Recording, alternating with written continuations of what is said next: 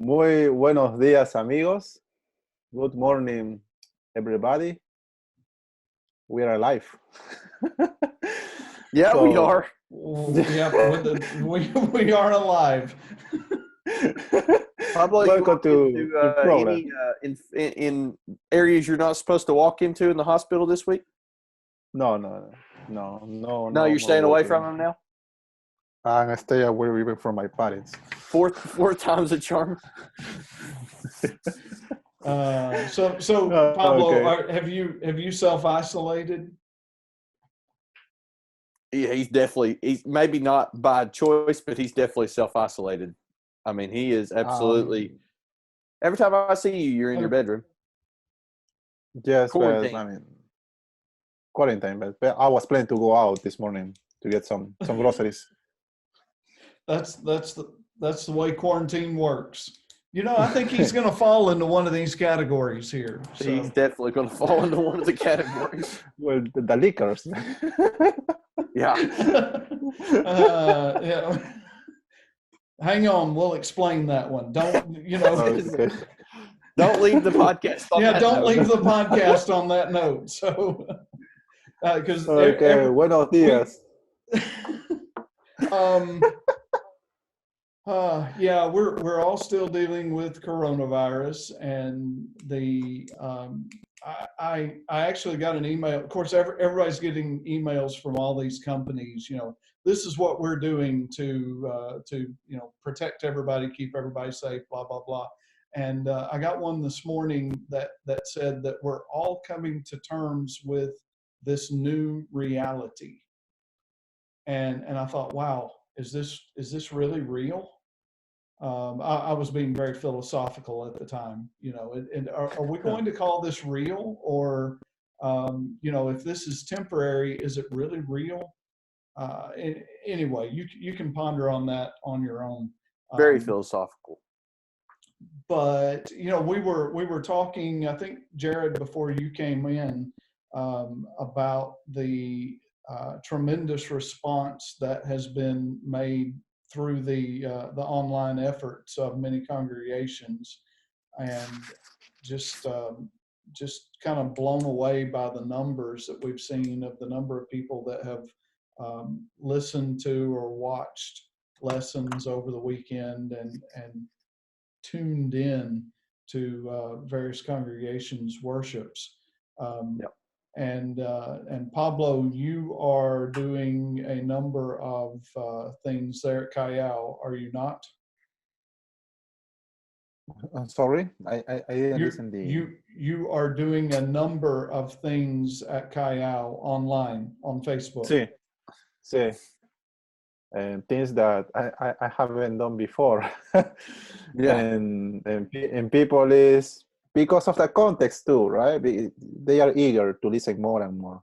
But as soon they come back to their life.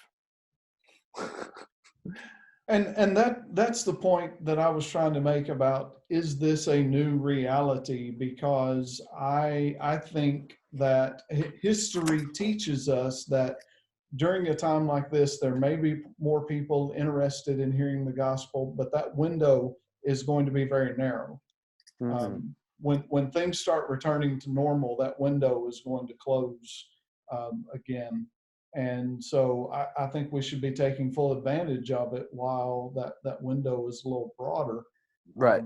Well, and some of the numbers that I'm seeing on, like the numbers that you told me that you all got on your worship service, and some of the other numbers that I'm seeing on other people's worship service and Bible studies and different programs that they're doing, that digital Bible study. I don't know if you all have been watching it. It's a 3 people a night. It's a 23-day gospel meeting is what it is, but it's online. It's a virtual gospel meeting. Mm-hmm. And it is awesome. It's a great idea. And they're getting a lot of views and different stuff too. And that's probably mostly from members of the church, but it could be people outside of the church. But I think that we're reaching our communities at a level that we've not reached our communities in a long time, because we are making a concerted effort to get out into the community through social platforms. And as I was telling Keith and Pablo, Jared hadn't got here yet. We need to continue that effort. And yeah, there will be a drop off, and it will heal, may close, but it also may leave a little bit of a crack. And I think we need to be taking advantage, like Keith said, of these various works and various efforts that we're doing right now. We need to keep doing them because obviously something is happening. Obviously we're doing something right, because I'm seeing on my timeline alone, I've seen probably 10 to 11 baptisms of congregations that I know who are using social platforms for different things. Bible class, maybe like a Zoom class, because I've seen a couple congregations do that. And if I'm not mistaken, you all are going to be doing that. We will be doing that this evening. We will be having Bible class via Zoom. And, Right. Mine will be so- pre-recorded and published at 7 like it has the last couple of weeks, but still, it's a good This thing. probably won't be published online. This will probably just be us, but you know, it's good. So it's good that we are able to adapt and respond to the changing scenery around us. Right. I'm just not ready to call it a new reality. But He's not that's there just yet. me. I'm not there yet. No. What it'll take to get you there, Keith? How long is this going to happen? I don't know yet. They're saying it may last into August. I think it will. I think we'll still have cases popping up in August, but what do I know? I'm not a professional of any kind. So, you know, all I'm doing is listening to the talking heads. So We're talking heads. 4 talking heads right here. Jared, what's your thoughts on congregations using social platforms? I was thinking about the irony of the fact that what we're talking about here is how a bunch of creation believing Christians are getting so good at evolving.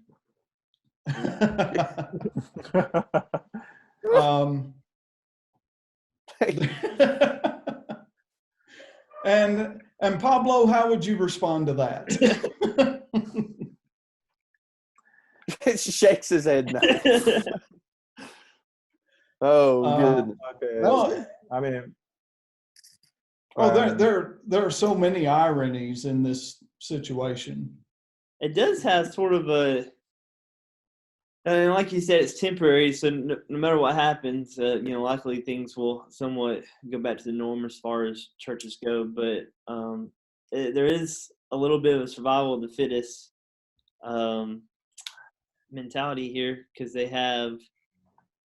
you have churches with technology, and from what we've seen, the ones that we know, there's a huge presence there online, and they're doing a lot of really good things. But there's a lot of congregations out there that, you know, they just don't have the ability to, they don't have the equipment and that sort of thing. And so, or maybe they do, and they don't want to. So you have lazy congregations, possibly, I don't know of any, but possibly lazy ones that just say, we'll just ride this out and not adapt, and they're spiritually might suffer for it. But then there's other ones that say, you know, develop, going back to biology, some kind of symbiotic relationship, or even maybe a parasitic relationship where you say, all right, we can't do it, but we have internet individually, and we know of people that worship here and here and here, so we can watch their classes and still get you know, spiritually fed, right? A whole lot of different questions there, and I think that we probably will end up addressing some of those as we move forward, but not today, because we actually have a plan for today. He's got a parable. I've got a parable, a coronavirus parable. parable. And you know, I've only ever heard one person, one preacher, actually preach a sermon that was a parable, and that was Steve Higginbotham. Go ahead. So we look at this, the response that people have had to this coronavirus crisis, emergency, whatever you want to call it in our society. Right. And we've all seen all of these, more than likely.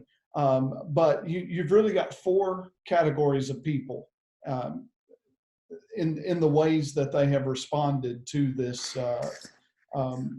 in this situation. And the first ones to have made the news were the preppers. Yes. The ones who overreacted from the word go, who went out and started buying toilet paper like there was not going to be any more toilet paper ever. I still don't get it. But yeah, like there would never be another roll of toilet paper made. And so they went out and bought enough toilet paper to last them for the next 30 years. And then, you go to the grocery stores, and I thought it was great. There have been several of the major food suppliers that have come out. They've made statements basically to the effect of, if y'all would just buy like normal, give it about a week and all of this would sort out and the shelves would be full again. Right. But people aren't buying normal. They're not reacting normal. And mostly, and here's what's crazy about this. And I think we talked about this a little bit last week, but you go to the store and a shelf that used to be full of toilet paper, and there's 1 package of toilet paper left on that shelf. And you don't need toilet paper, but you feel obligated to buy that last package of toilet paper just because there's only 1 left. And so the reaction of those who overreacted has trickled down to everyone. And it's really, really crazy, and it's really, really sad. So a Kentucky couple yesterday made headline news because they had to be escorted out of a store because the store would not let them buy 500 plus cans of Mountain Dew. And so they created a ruckus. Wow. Quite hot. Okay. That was in Louisville. Louisville has had Louisville has had its share of stories through all of this. They have. Anyway. So anyway, we stop and we think within the church that there are those who overreact. And the ones that I am thinking of are the ones who every time you see them, they're wearing a cross, or okay. Yeah. They have attached some sort of icon or some sort of symbol, thinking that the possession of that item is going to protect them and help them through whatever. And they're placing more faith in, symbolically, the toilet paper than they are in the supplier. Yeah. And there are those who they make a good show without having faith in the supplier, and the supplier, of course, being our benevolent God. And those people have an impact. And here's something that and as I thought of these 4 categories and thought of Jesus talking about not casting a stumbling block in front of others. And, whoever causes one of these little ones to stumble, it would be better for him that a millstone were hanged around his neck and he were cast into the sea. We've got to be careful in the church. I'm not talking about in the stores now, but in the church, that our reaction to things is not going to cause someone else to stumble. That's a really good point. We need to respond rather than react. There's a difference in those 2 categories. When you react, a lot of times people will react out of fear because your mind responds to fear more and quicker than it does to anything else. And we need to be Christians who respond. We need to be Christians who respond. Yeah. We need to be Christians who respond in prayer and worshiping God in spirit and in truth, and trying to be the light that we are in the world, and trying to be encouragers, and putting all of our faith and all of our trust in God and know through, just like the temporary afflictions that afflict us each and every day. And we have to know those things are temporary, but eternal weight of glory is forever.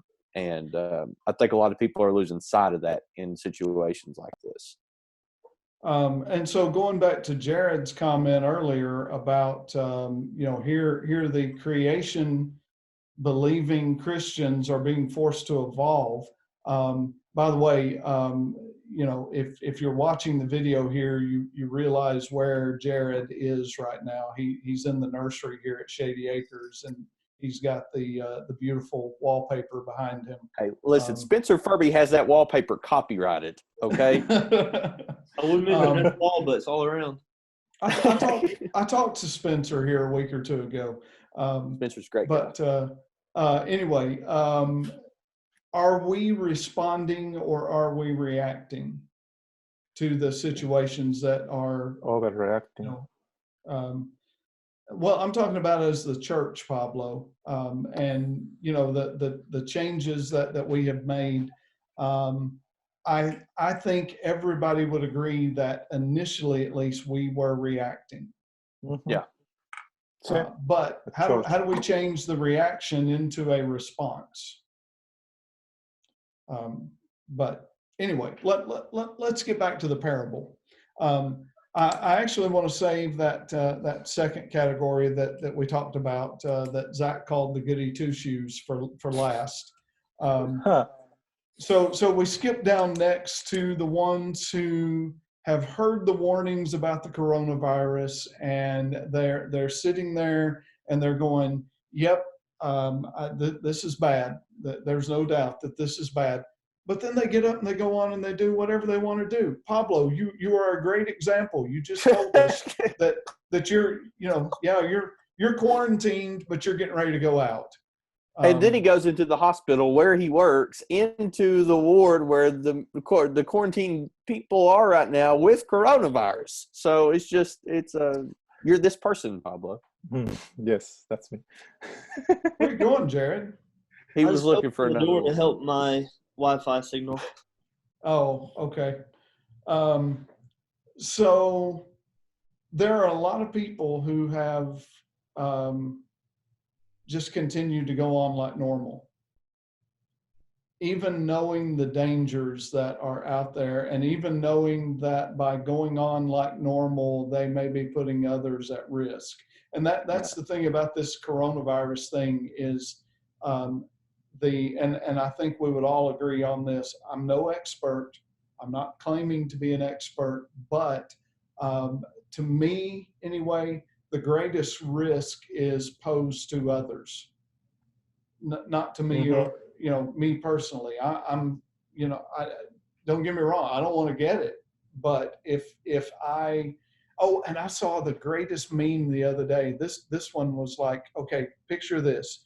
You are notified by the health department that you test positive for coronavirus, and they want to know everybody that you have been in contact with over the last 14 days.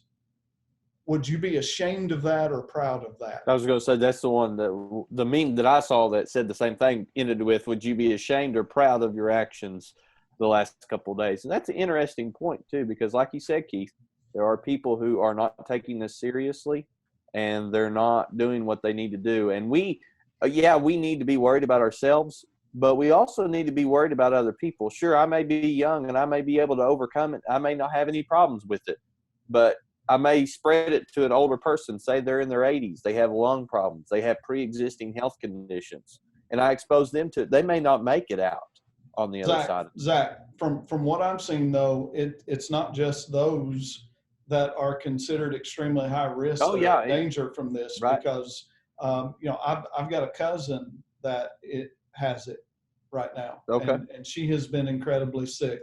In Jackson, Tennessee, right down the road, there's a member of the church who has it, who is in ICU in the hospital in Jackson right now. Wow. And they are young, healthy adults. They are not, they have no pre-existing conditions. They are not at high risk by any metric, but they're extremely sick from this. And so anyway, let's bring that category of the non-reactors, the ones who know the dangers, but they just keep on doing what is normal for them.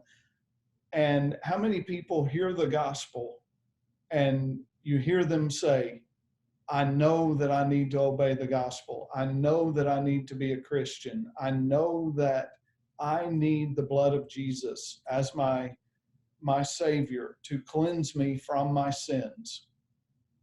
But they don't do anything about it. They just keep living their lives as normal. And sadly, there are those within the church. There are those who have been baptized. There are those who come every time the doors are open for worship, but they're still living their lives as if this sin thing isn't a big deal.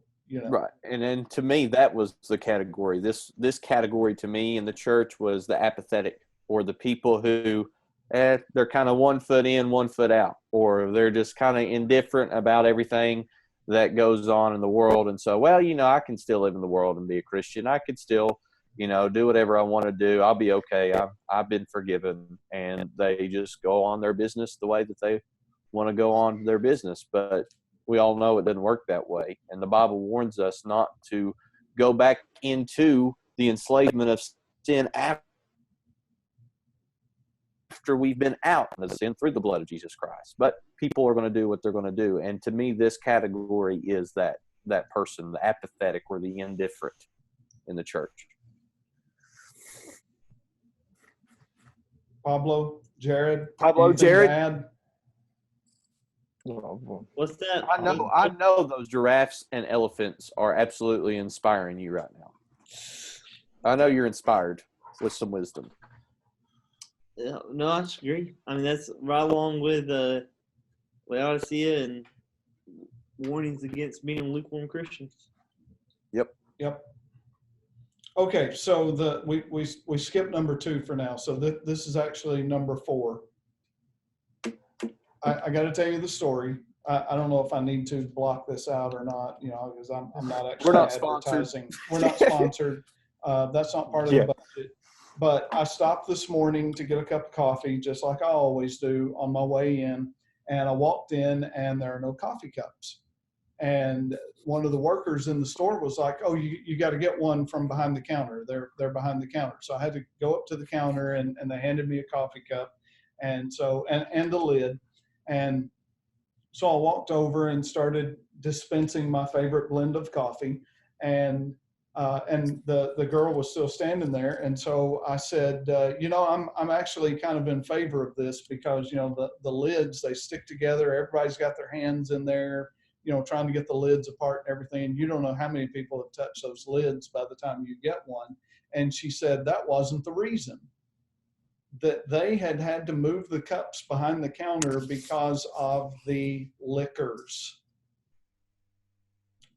The liquors. That's a thing. This is a thing, unfortunately. They have their own store. It's no. Maybe we need to spell this because we're talking about the Lickers, not the Liquors. Liquors. So it's a thing now going around where it's mostly kids. Why does that need to be a thing though? Why do people need to do that? It's one of these crazy social media challenges where they video one another licking certain things, and they're licking floors, they're licking toilet seats, they're licking and they're licking things like cups and lids in stores. Utes. I knew it would be the Utes. I knew it. And it's the TikTok and whatever else they're into these days. And since you said TikTok, that reminds me, if you were on Twitter, you really need to go follow the National Cowboy Museum in Oklahoma City. They've closed for the duration of this crisis, but they have placed their head of security over their Twitter account, and it is absolutely hilarious. But anyway, write that down, Pablo. The National Cowboy Museum. Cowboy? But so, ¿cómo se dice cowboy? Vaquero. Vaquero. That's what I thought. Yes. Yeah. So anyway, so where was I? Can I ask you a question that may gross you out, Keith? How do you No. know that your lid hasn't been licked? Because How do I you got know it from that they behind the didn't- counter. But what if they moved the ones that were being licked behind the counter after they saw one of licked, but they didn't see them lick yours, and so they put it in with the grit that wasn't licked? They specifically told me that they had not had any incidents in that store. They were doing it purely as a preventative measure. Oh, I thought it was in that store. Then they were just watching. It had not. It had not happened in that store, but they were reacting to what had happened in other places, kind of like the toilet paper purchases. So anyway, you've got these lickers lickers running around. The ones who are like, I don't care if I catch it, or the ones who are like, this is all a hoax. This isn't real. And bringing it into the real world, into what really is real instead of this new reality. How many people do you know that say there is no God? That there will not be a judgment, that even if there is a God, that he is a benevolent God who would never condemn anyone. And they look at the word of God and they see the promises that are contained within the word of God. And there are promises that are, I suppose you could say, promises of blessings, promises of cursings. And they look at those and they're like, well, you know what? I only want the blessings. I don't want to accept the possibility that there are cursings that God has promised. And and here's the thing about it. And certainly with these lickers lickers that are running around, they're not only endangering themselves, but they are endangering everyone around them. Sí. And such is true of the spiritual ones who they're just the ones who deny God, spreading their doubt, spreading their indifference, and all of those things into the minds of our youth and into the minds of other people, and kind of help bring them into the same conclusion or opinion that they have. This isn't anything new. Yeah. This isn't anything new. And our young people are facing this at an unprecedented level. Yeah. But it's not just the young people who are facing it. And because we all know people who used to be faithful members of the church, that if you go talk to them now, they have this same attitude of and it's almost like I'm going to put God to the test. I'm going to do these things just to see if God really meant what he said. Yeah. And it's like the spring breakers down in Florida, the 5 students from University of Tampa that went out partying on the beaches over spring break, and then came back, and now all of a sudden they have found out that they do have the coronavirus, and who knows how many that they have potentially infected with the coronavirus. And but the consequences were not immediate. Right. And a lot of times, if the consequences are not immediate, then our vision is so short that we're not able to see the potential consequences of our actions. So there you go, the lickers lickers. Now we got to get to the last category? Oh, this is Zach's favorite. As he called them, the goody two shoes. The ones who Goody two shoes. the ones who heard the warnings and they're actually doing what they're supposed to be doing. And it's as we talked about before, there are so many ironies in this situation, because and I heard it expressed this way that preachers who all of their lives have argued for people coming to church are now seeking arguments for not assembling together, and Right. and a whole nother discussion. We can talk about that some other time. But then there are other ironies as well. But, Jesus actually gave a parable that was much better than my parable of the coronavirus. But he said in Matthew chapter 7, beginning in verse 24, that the wise man is the one who hears these sayings of mine and does them. And that and Zach's the one who called them goody two shoes, within these categories. The ones who their local government has said you need to stay inside, you need to socially distance yourselves, maintain that 6 feet of minimum of 6 feet of distance. I don't remember the name of the lady who coined that term, social distancing. I watched the video the other day where it was first introduced, but it's kind of stuck within our society right now. But the irony of the situation where the best way that we can serve one another, or one of the best ways that we can serve one another, is to stay away. Yeah, that's irony. Right.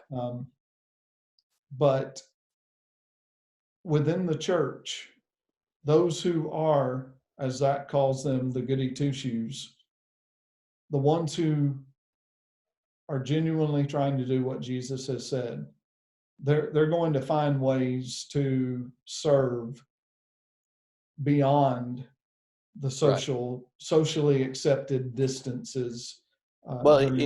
You got the two different contexts. You have the socially responsible and the socially aware in our society right now who are practicing what they need to be practicing. But then you also got those who are in the church, like you said, who are faithful, who are doing what they need to be doing, and all of those things. But then I also look at the fact that a lot of times when we face crises like this, or pandemics, or whatever you want to call it, situations like this that we faced in the world before, right after 9/11, there were a lot of people who decided that they needed to get their lives right because there was a lot of uncertainty. If they can hit that building, and if they can do all that damage and cause all that fear, then what else can they do?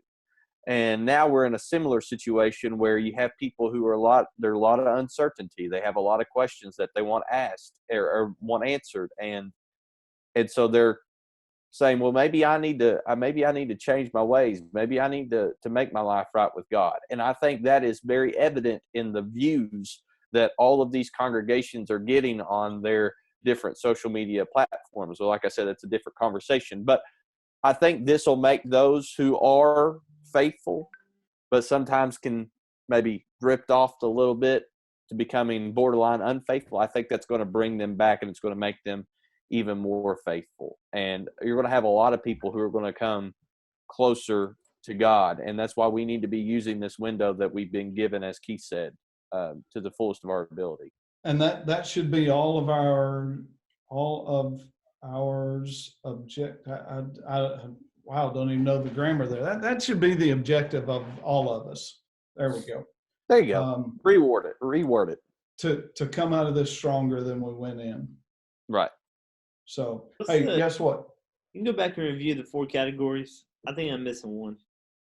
Okay. All right. You have the preppers. The preppers, okay. The ones who overreact. The goody two shoes. The non-reactors. And the lickers lickers. Oh. Those are the four categories. And we see their responses in regarding this coronavirus, but we see the parallel, the way that people respond to the gospel as well. Unfortunately, we're out of time. I know. Where does the time go? Where does the time go? Because we're actually at 30. We're over. Come on. I started last night to try to see if the facial recognition would work on my cat. But yeah, that's what quarantine does to you. I mean, I was going to try to see out of your mind. Let's see if it'll recognize the face of my cat. See if I feel like my I cat need can to open my explain something about why I'm in the nursery. Last night, Terry texted me. He said he watched this, and he said, in the same text, he said, "Have you been gaining weight?" And so I blamed it on the lighting. And so I feel like I should say I'm not in here for different lighting. I'm in here for audio reasons. So there you go. And the fact what do audio reasons have to do with the fact you're gaining weight? I don't know. And the fact that my sleeve's torn has nothing to do with me gaining weight either. It just, listen, it happens all of a sudden. You don't see it coming, but it comes. And when it does, it comes like an avalanche, and it just happens. And you don't know what's going on. We can't all be Pablo. We can't all be Pablo. The perfect physical form and color of skin. The exotic skin, as he said. Exotic skin. Okay. We do need to wrap this up because we have gone over a little bit of our objective. But thank you for listening. We love all of you. We want you to stay safe, and we want to see you in heaven. Amen. So, any final words or parting shots? Don't listen to Terry Frizzell if that's who you were talking about. I don't know that's who he was talking about. Don't listen to Terry Frizzell. Yeah. He's a Razorback fan. Terry, You can't listen to Terry him. really needs to come on the program sometime, but he won't do it because he's scared. You tell him we said that too. Yeah. All right. Thank you very much for listening. We'll see you next week. Ciao.